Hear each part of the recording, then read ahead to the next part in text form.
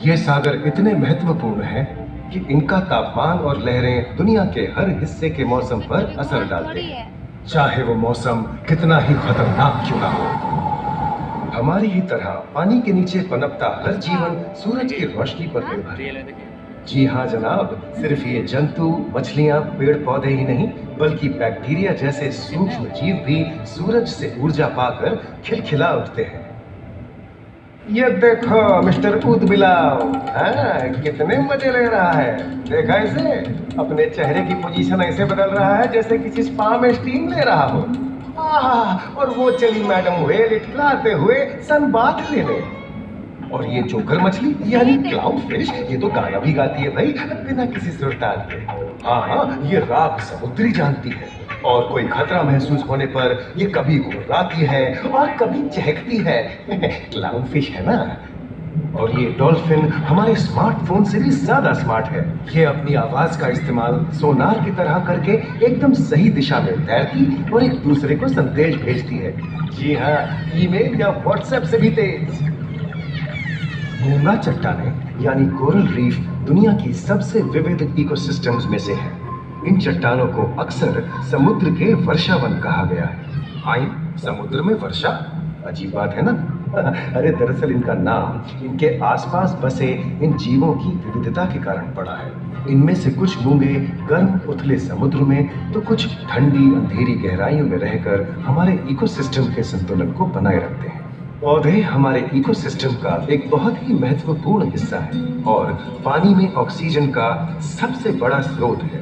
इस नीले पानी में मौजूद कई पौधों में से एक बहुत ही महत्वपूर्ण पौधा है फाइटोप्लैंक्टन, जो पूरी दुनिया की ऑक्सीजन की जरूरत का लगभग 50% बनाकर हमारा अस्तित्व बनाए रखता है। इन समुद्रों में पहुंचने वाली सूरज की रोशनी की मात्रा के हिसाब से उन्हें 3 क्षेत्रों या परतों में बांटा गया है। सतह के सबसे नजदीक वाली परत को यूफोटिक जोन या सनलाइट जोन कहा जाता है। जाहिर है कि यहाँ सूरज की सबसे ज्यादा रोशनी पहुंचती है और 90% समुद्री जीवन इसी परत में मौजूद है। अगली गहरी परत को डिस्पोटिक जोन या ट्वाइलाइट जोन कहा जाता है। इस परत तक सूरज की सिर्फ 1% रोशनी पहुंचती है, जो पौधों के जिंदा रहने के लिए काफी नहीं है। तीसरी और सबसे गहरी परत एफोटिक जोन या मिडनाइट जोन है। यहाँ सूरज की रोशनी बिल्कुल नहीं पहुंचती। ये परत पूरी तरह से अंधेरी और ठंडी होती है, बिल्कुल किसी हॉरर मूवी के सीन जैसे। ये कई जगह पर इतनी गहरी होती है कि यहाँ आसानी से माउंट एवरेस्ट जैसे ऊंचे पहाड़ भी समा सकते हैं। और इसकी सबसे गहरी जगह है प्रशांत महासागर में मरियाना ट्रेंच। महाद्वीपीय तटों के साथ लगे उथले समुद्री इलाकों तक पहुंचना आसान है, लेकिन ये समुद्र का सिर्फ 10% है। समुद्र की गहराई जितनी बढ़ती जाती है, उतने ही वहां के हैरत अंगेज जीव जिन तक पहुंचना मुश्किल होता जाता है। ये समुद्री जीव पहले तो अपनी खूबसूरती से आपको छलते हैं और फिर अचानक एक खतरनाक रूप ले लेते हैं, जिनसे बचना मुश्किल ही नहीं, नामुमकिन है। और ये क्या, अचानक ये रोशनी कहां से आई? ओहो, ये तो जेलीफिश का झुंड है, जिनकी रोशनी एकदम डिस्को लाइट की तरह लगती है। वाह, ये हुई ना बात। अब सभी बड़ी छोटी मछलियां इन चमचमाती डिस्को लाइट को देखकर पार्टी करने आएंगी। और फिर यही रोशनी उन्हें बेरहमी से दबोचकर उनका शिकार करके अंधेरे में वापस गायब हो जाएगी। लेकिन सभी शिकारियों को छलावे से लुभाना नहीं पड़ता। सबसे घातक शिकारियों में से है शार्क, जैसे ग्रेट व्हाइट और टाइगर शार्क। शार्क आमतौर पर सूरज ढलने के बाद अंधेरे में शिकार पे निकलती है, समुद्री जीवों का यमराज बनकर। आज तक शार्क की 500 से ज्यादा प्रजातियों का पता चल चुका है। ये हर तरह के खुले महासागरों में, मूंगे की चट्टानों में, आर्कटिक की बर्फ के नीचे और समुद्र की अंधेरी गहराइयों में पाई जाती है। और ये है समुद्री घोड़ा, जो तबड़क तबड़क नहीं, छप छप छप छप करता है, यानी दौड़ता नहीं, तैरता है। हमने इन समुद्रों के बारे में बहुत कुछ जाना है, पर अभी भी बहुत कुछ जानना बाकी है। ये सागर गहरे और विशाल, ठंडे और अंधेरे में डूबे होते हैं। इन गहराइयों में पनपने वाली 17,000 से अधिक प्रजातियां मानो किसी कल्पना से कम नहीं है।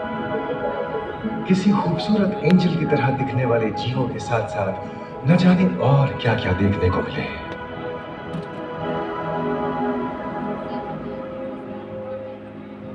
इन विशाल सागरों के इकोसिस्टम इनके बाहर तक फैले हैं। खारे पानी की खाड़ियां, समुद्रों, समुद्र तटों और नमकीन दलदली इलाकों तक।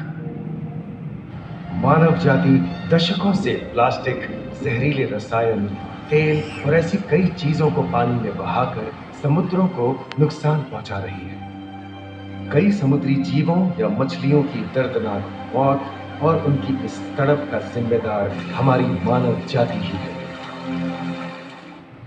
पिछले कुछ दशकों में वैज्ञानिक पैमाने पर सामने आए खतरों में से एक बड़ा जलवायु परिवर्तन है, जिससे महासागर गर्म हो रहे हैं और ग्रीन हाउस गैसों की अधिकता और ऑक्सीजन की कमी के कारण इन समुद्रों का अम्लीकरण हो रहा है। सागरों के इस तरह गर्म होने से पानी का स्तर बढ़ गया है और बर्फ की चादर पिघल रही है। इस विनाशकारी बदलाव के परिणाम स्वरूप समुद्री जीवन खत्म हो रहा है और पूरे इकोसिस्टम के लिए ऐसे खतरनाक हालात हम ही पैदा कर रहे हैं। हमारी आने वाली पीढ़ी का भविष्य इस बात पर निर्भर करता है कि क्या हम आज अपने निजी जीवन से प्लास्टिक को हटाने जैसा छोटा कदम उठा सकते हैं, या फिर हम बड़े स्तर पर सख्त नियम बनाकर उन्हें लागू करें, जिससे समुद्री संसाधनों का दोहन और प्रदूषण कम हो। याद रखिए, बात हमारे अस्तित्व की है तो बदलाव की शुरुआत भी हमें ही करनी होगी।